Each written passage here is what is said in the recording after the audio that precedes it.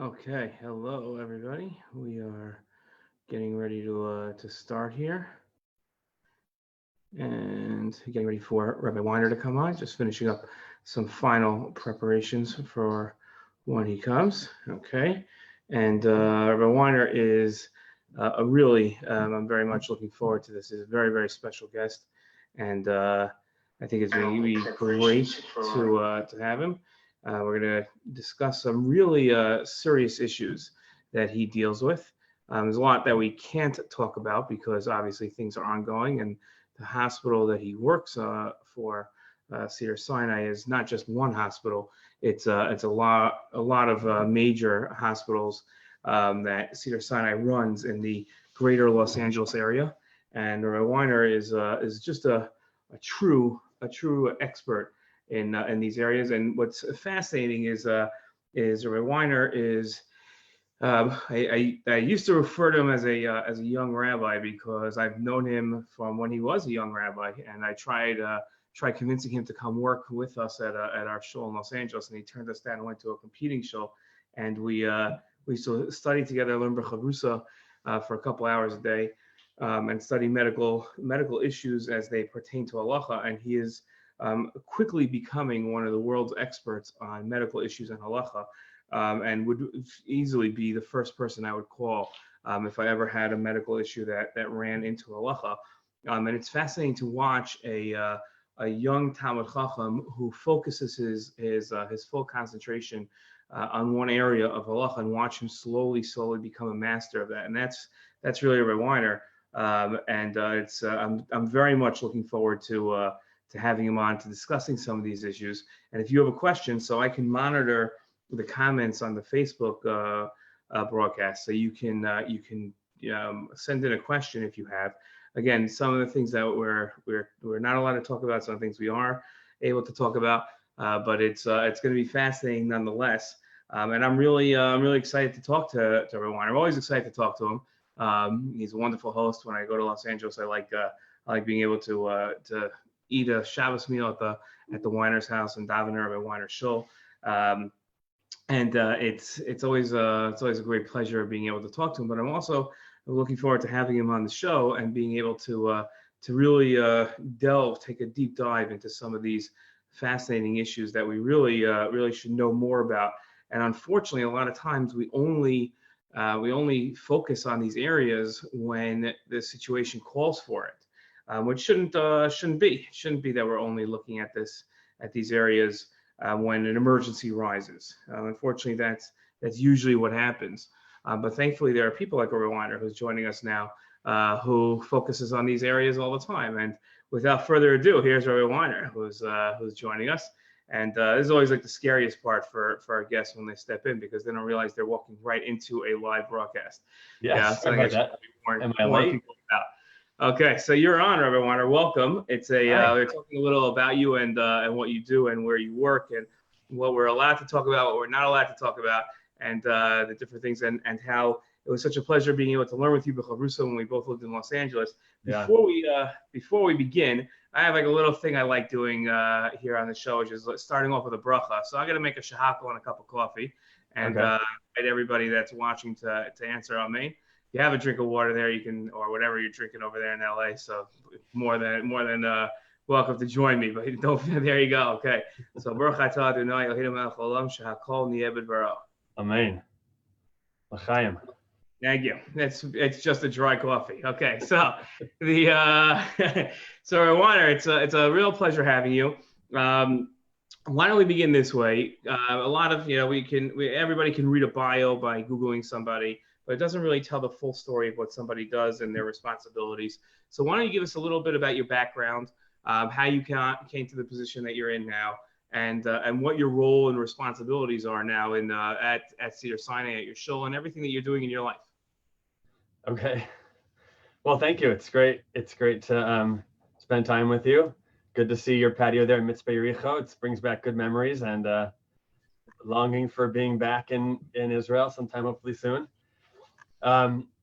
So I've been here at Cedar-Sinai for 12 years. I started when I was at Young Israel Century City, which was that's when we got to know each other, when you were just down the street at Beth Jacob. And those were good times working together for the community. I mean, not working together in the same shul, but working together in the broader community. And, I had no intention of working in a hospital, not much experience. In fact, when I had done brief sort of chaplaincy work in the past, before I was ordained as a rabbi, I didn't really like it that much.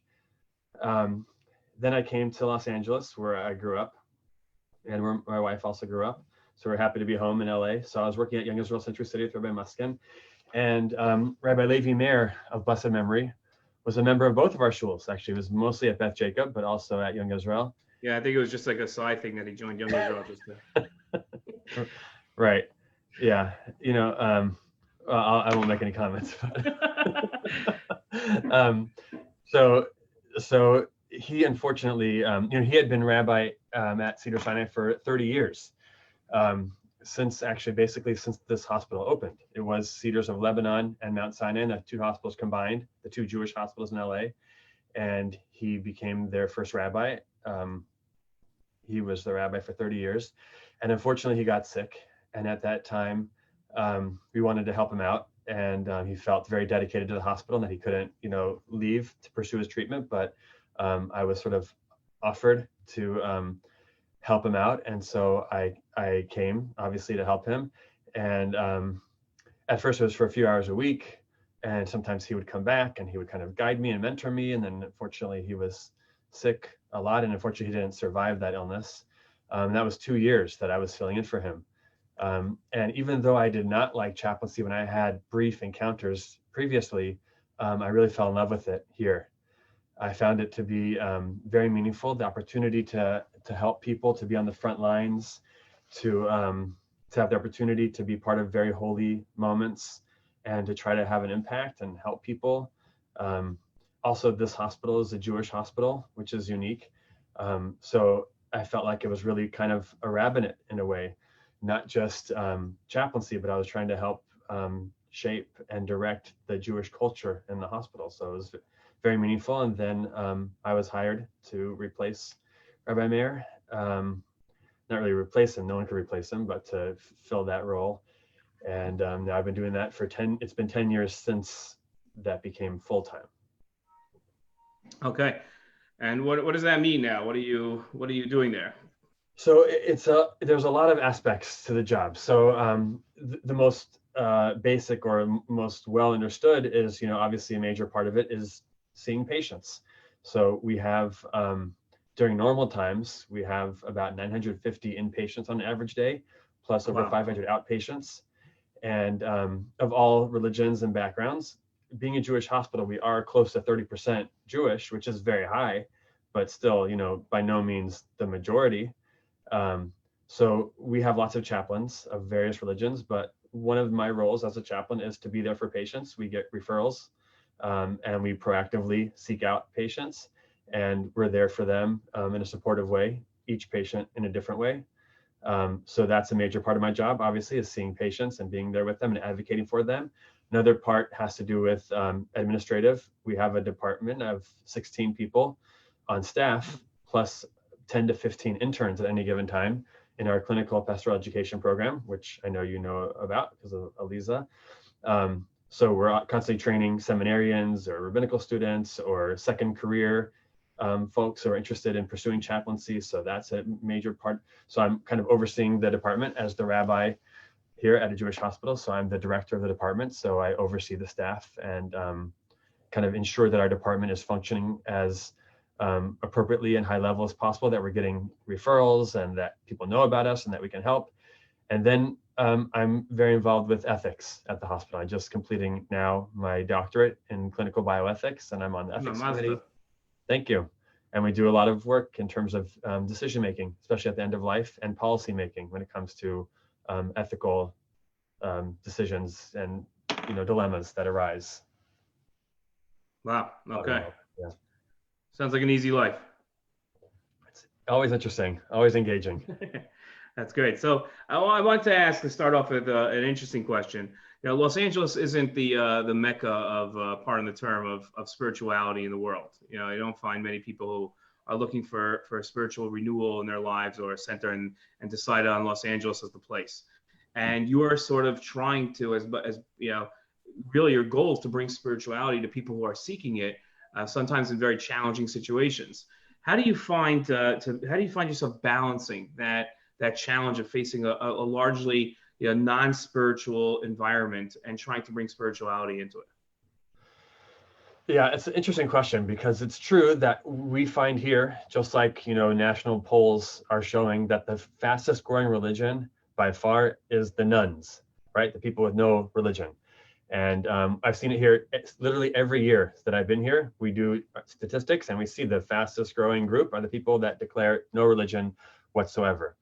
At the same time, I am finding that when you say spirituality, I mean, in terms of organized religion, it's true. I don't think, especially in LA, there's even some evidence that, many people who moved to LA in the Jewish community did so partially as a way of kind of leaving the, Jewish enclaves of the East Coast or of Europe. And it was sort of like, there is a sense of kind of freedom of Los Angeles, of, breaking away from organized religion. But I do find that spirituality in a broader way, that people wanting to connect with something beyond just the physical, something deeper, something holy, there is an openness to it.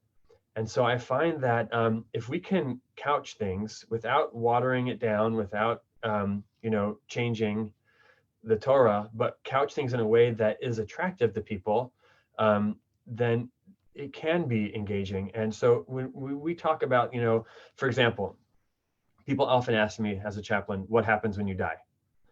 So obviously my answer as a chaplain is more along the lines of, well, tell me about why you're asking that question, or why is it on your mind right now? It's not just to jump into give them a muster schmooze.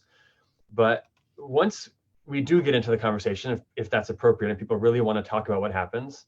So often I talk about, the concept, actually it was in the Daf Yomi in Brachos not too long ago, the concept of, the misas nashicha, that, when a person leaves this world, the extent to which they have been engaged with the spiritual aspects of life, they can connect more directly with the spiritual reality beyond this life. So just like we enter this world against our will, so do we leave this world against our will, because we become so used to the physical world. But there is a spiritual reality that people can connect to even in this world. And so sometimes I tell people about, whether it's music or art or giving, giving is a way of transcending oneself. There are ways of being connected with spirituality that don't necessarily refer to religion. So I'll give you an example. One thing that we do here, maybe this is a little controversial, but one of the things that we do as chaplains is Reiki. So Reiki is, have you heard of Reiki? I've heard of it. I have no idea what it is. Reiki is an Eastern spiritual practice that is like a healing or relaxation therapy. Let's put it that way. It's not Jewish.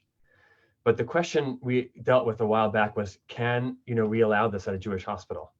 And there's a lot to say about that. But I became convinced, obviously we discussed with many post-game and I had to research it a little bit, but I became convinced that it's something that could be beneficial, because the focus is not on any kind of spiritual or idolatrous worship, but much more on a relaxation technique.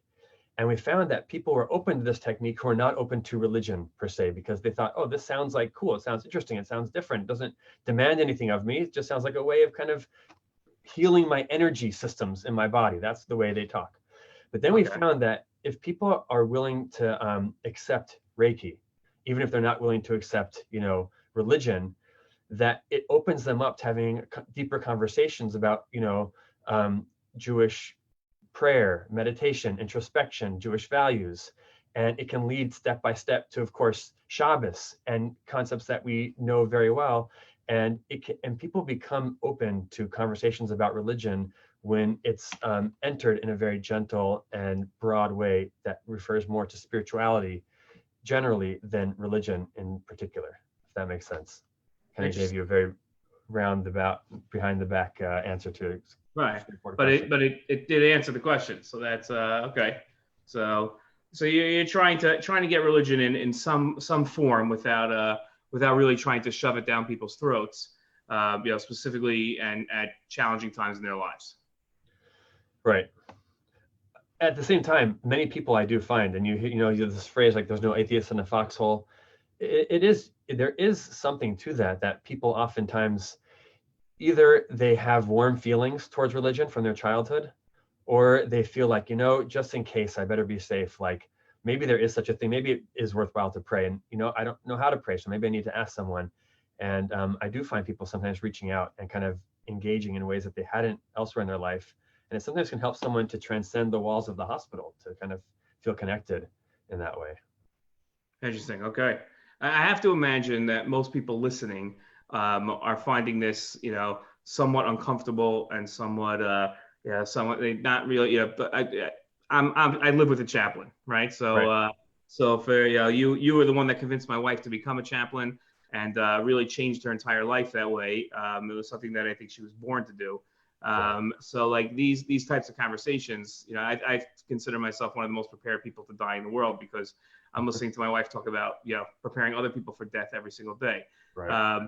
But I think for the most people, they probably find this very difficult to hear, listen to, and approach in terms of, okay, I don't want to talk about at the end what happens at the end of my life. I don't want to talk about praying at the end of my life. I don't like hearing this. Stop talking about it. How do you address people that are scared of what's coming? Well, most people are obviously, and I, of course, as a chaplain and in general, my role is never to try to push people or convince them to talk about it. We're here to listen. But, I find that, I mentioned Rabbi Weiner before. One thing he once said, one of the days when he was kind of showing me around the hospital, and you've been here, so you'll get this. People who haven't been here might not get it at first, but he was showing me around the hospital. And, for people who haven't been here before, so our hospital is located on the border of Beverly Hills and West Hollywood. It's a nice hospital. There's a massive art collection here. So one day we're walking around and I said to him, Rabbi, I've been here for a year now. I've been getting into this, but, don't you find it depressing being around so much sickness and death? I mean, how do you live like this? So he says to me, his first response was, what do you mean? Depressing? Look at this place is an art museum, not a hospital. There's nothing depressing about it. So, I kind of laughed and they said, okay, but I know what you're saying. He said, in my opinion, the people you meet here in the hospital are the healthiest people you'll ever meet in your life. Emotionally, mentally, spiritually, they're very healthy. Where else do you go that people are open to having these intense conversations and they're in tears within 2 minutes of talking to them? There is a sense that so much of our lives are spent running after goals, running away from things, trying to achieve things. We're constantly maybe distracting ourselves. And sometimes people come to a point in their life when they're faced with ultimate questions and maybe even their mortality, sort of like, what is this all for? And where am I going with this? And sometimes even a sense of wholeness and completeness where they are kind of feeling like they're ready for whatever's going to happen. And then they become curious, like what's next? Have I prepared myself? What does this all mean? And they start asking very deep and very meaningful questions. Right. Okay. That's yeah. I don't know if you really help people get over that uncomfortable feeling of talking about death, but I'm sure people are a little more understanding of what your day is like and what you're involved in. Let's change gears a little here. And you face life and death questions all the time, incredibly serious questions that halacha is probably, every day there's probably a breakthrough in technology and medical advancement probably means another breakthrough in halachic questions and what you're going to have to face in the world of halacha that really hasn't, had a chance to prepare itself to deal with these advancements. So every single thing that probably happens in the hospital is just yet another new area. While in other areas of halacha, let's say like, animal slaughtering, there's not so many advancements. It's not like you're getting so many questions. You're probably dealing with questions that are not only the most serious and not only the most novel and new, but also questions that are you need an answer. Like, this is not just academic. Like, there's somebody that needs an answer to this question. What are some of the most serious halakhic questions, things that people might not realize that you're dealing with and that you faced, and what were their outcomes? Oh gosh, yeah, there's so many. Well, you're right. Oftentimes with new technology brings new questions, and they're questions that have to be answered. And oftentimes there's questions, I mentioned this hospital being a beautiful hospital. It's also, a very advanced and major medical center with, the most modern technology and the sickest patients. And so we're dealing oftentimes with technology that just hasn't been addressed elsewhere. Like, I remember, this is now just a couple of years ago, but this hospital now, we're doing the most heart transplants in the world. So unfortunately, not everyone who needs a heart transplant, though, can survive long enough until they get a new heart that's the right fit for them. So a new technology was created that's called total artificial hearts, TAH, which is where a person's heart failure is so severe that their heart is not strong enough to pump blood throughout their body, such that while they're waiting for heart transplant, they literally remove their heart and replace it with a plastic heart, an artificial heart. So at first the question was just like, wow, this is amazing technology, and that's really exciting. But then we started encountering, dilemmas. For example, a patient would get this, it's supposed to be a bridge, right, leading towards a new heart. But what happens if someone loses their place on the heart transplant list because, let's say, they, God forbid, develop cancer, or they get an infection and the infection's not going away, or they get strokes, which sometimes happens with these artificial hearts, such that we realize they're not getting a heart transplant. They're not a candidate anymore. But the thing is, they now have this machine in their body that will run until it gets turned off, or until it starts malfunctioning, which is going to cause tremendous suffering. And so you literally have to, you have to choose between, like, how is this person going to die now? Can you turn it off? If you turn it off, they literally die instantaneously. Wow. So huge questions and I started sending it out to different post game, and each one responded like, okay, wait, I don't know, like, you have to take a step back. What is this, and why are they doing this, and how do you do this? And like, it was just brand new to everyone. Right. That's one example. We're having, Wait, what's the answer? Hold on a second. What do you, no, don't leave us hanging here. I got to imagine everyone watching is saying, wait, take a step back. Okay, well, it's interesting because I expressed a lot of concerns about it when it was new. And I got a lot of pushback because people were saying, Rabbi, you got to embrace technology. You got to embrace, this is the way things work. Technology comes and it saves lives, and you got to roll with it. You can't slow us down. But I kept saying, like, well, we have a lot of ethical dilemmas here that people are struggling with. And are we really ready for this if we haven't dealt with them? So one question was, first of all, is it proper to put it in the first place, knowing that these questions could arise? At the time, I sent this question to Rav Asher Weiss. I sent it to Rav Yitzchak Zilberstein and to Rabbi Bleich in New York, just because they're people who I had access to and are experts in these fields, and they all responded. Basically, the answer was, first of all, you can put them in if you think there's a very, very strong likelihood, meaning the person is going to die otherwise, and there's a very strong likelihood that this will save their life and be that bridge, then yes, it would be allowed, although you really do need to weigh each case by case. You should not jump into it unless there really is that likelihood. But once it's put in, what's the definition of death? Also, meaning there's a big debate amongst the rabbis. Death is either when there's complete cessation of neurological function or complete irreversible cessation of cardiac function. But there's no heart anymore. We studied this for like 6 months together. Yes, we did. We studied this here in the ICU, right? In that little room in the ICU. Right. So the many post-games say that if there's any heartbeat, the person's alive. But this person has no heartbeat because they have no heart. So some post-game responded, and the truth is I published this. They all wrote this to me publicly, I can say it. Rabbi Bleich and Rav Zilberstein both basically felt that if there's any vital motion, meaning any organ function, then even if there's no heart, that is still life. So literally, Rabbi Bleich told me any even peristaltic motion of the small intestine. So even if the small intestine is still functioning, the person is to be considered alive, and you cannot turn off the heart even if they were brain dead, but they have this heart beating. You could have cases, which we've had, I'll just keep it general, where literally a person's whole body is becoming necrotic, is like decaying, and their skin is like withering, and their body is literally breaking down. And but the heart is still functioning. The artificial heart is still pumping the blood.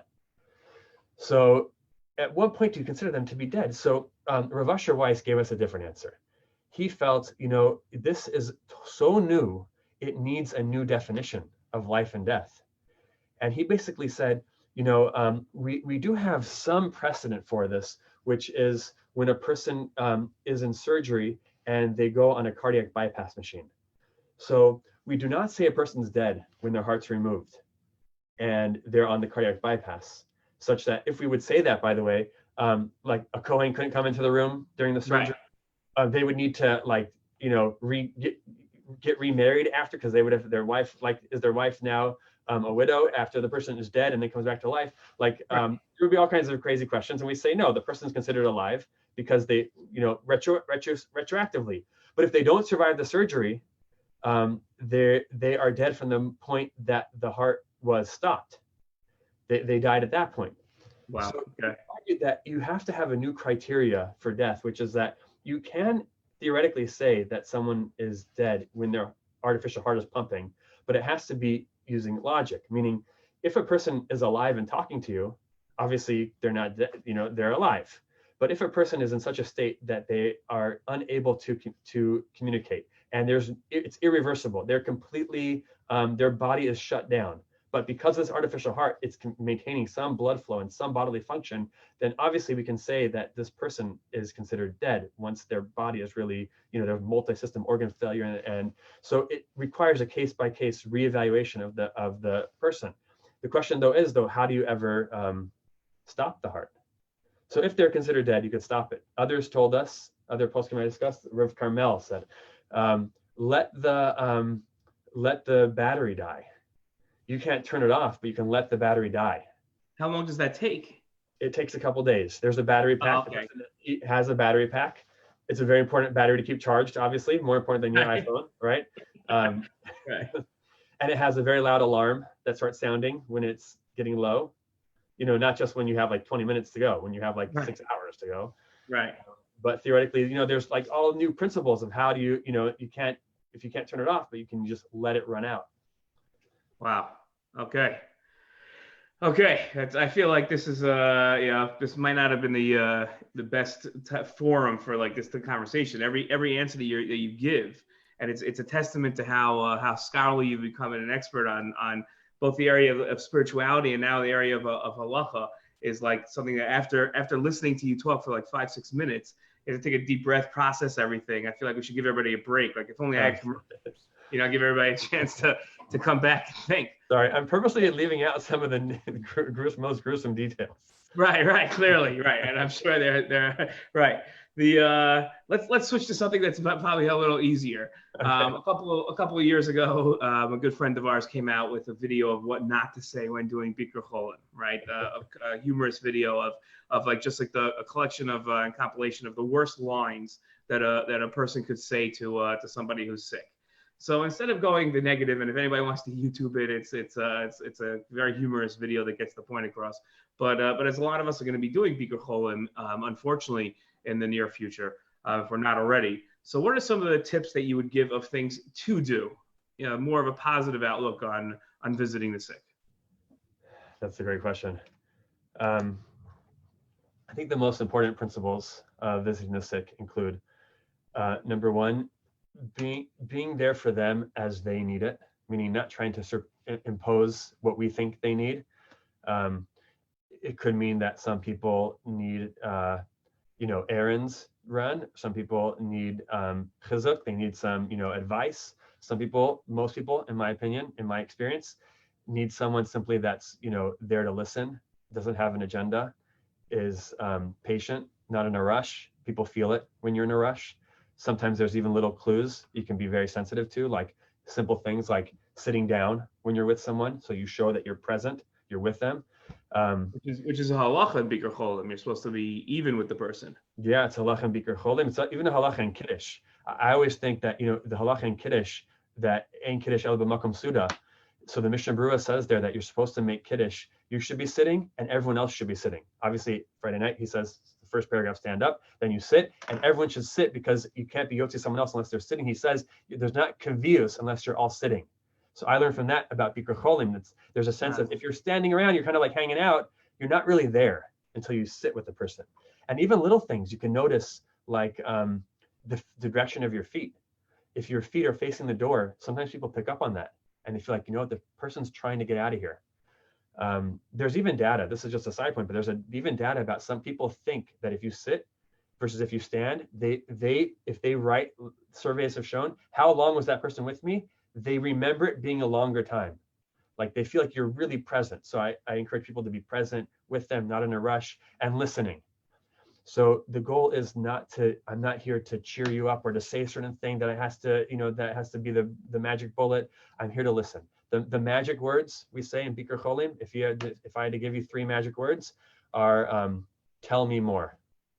I'm just here to listen. Oh, tell me more about that. Oh, that sounds really, really profound. Oh, wow, tell me about that. Just because I'm totally here to listen to you. I want to know what it's like to be you right now. That's true noseh ba'olim chavero, right? Trying to feel your pain, feel it, be with you. That's very hard. That's a true challenge because we're always in a rush to go somewhere else, and we don't. And bikur cholim is sort of a rendezvous with your own mortality, so you're not comfortable doing it, so you don't want to really be there. Which is probably why people subconsciously are putting their feet towards the door and trying to get out of the room as fast as possible. It's hard, but it's also easy because it's like people say to me sometimes like, oh, you've been doing this for 10, 12 years now. What's the right thing to say when someone gets a new cancer diagnosis? Or what do you say to someone when they find out about this? Or what's the right? And it's like, don't worry. There isn't like one right thing to say. You don't have to worry that you have the wisdom, you have the wit to say that right thing at the right time. What you need to do is simply care and be there. And so in some ways it's easy.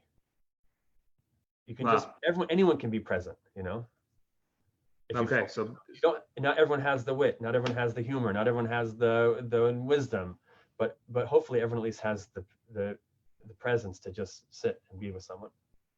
Wow, that's right. That's tough. I think that's something that's probably the most special about chaplains is that they're willing to listen, they're willing to sit, and they actually are trained to actually hear you, and listen to you, which is something that the rest of us, don't really care to do.